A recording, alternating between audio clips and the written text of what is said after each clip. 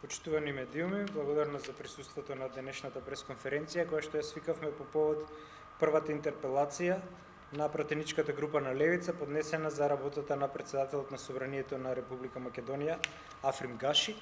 Интерпелацијата ја поднесуваме по основ на 7 точки. Првата е повреда на секуларноста на државата.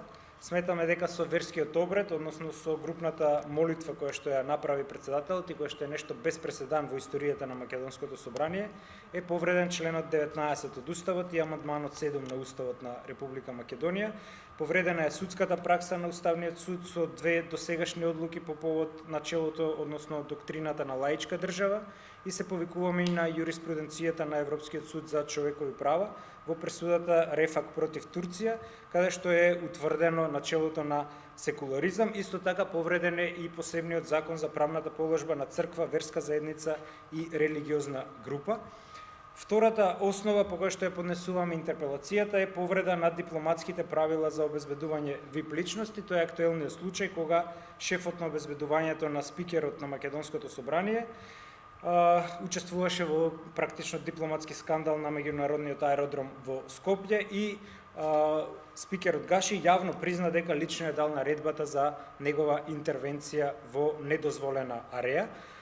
Следното е, третиот основ е повреда на употребата на македонскиот јазик, имено од свечената изјава наваму председателот на собранието свесно го истиснува македонскиот јазик и неговото кирилско писмо и воведува илегална двојазичност дури и за пратениците кои се македонци, односно тоа е спротивно на постечките закони и на деловникот на собранието. Четвртиот основ по кој што ја поднесуваме интерпелацијата е повреда на правилата за употреба на државните инсигнии. Сметаме дека во пленарната сала, спротивно на законот за употреба на грбот, знамето и химната, нелегално стојат уште 2 други знамења, тоа е знамето на НАТО и знамето на Европската унија, каде што ние се уште не сме членки.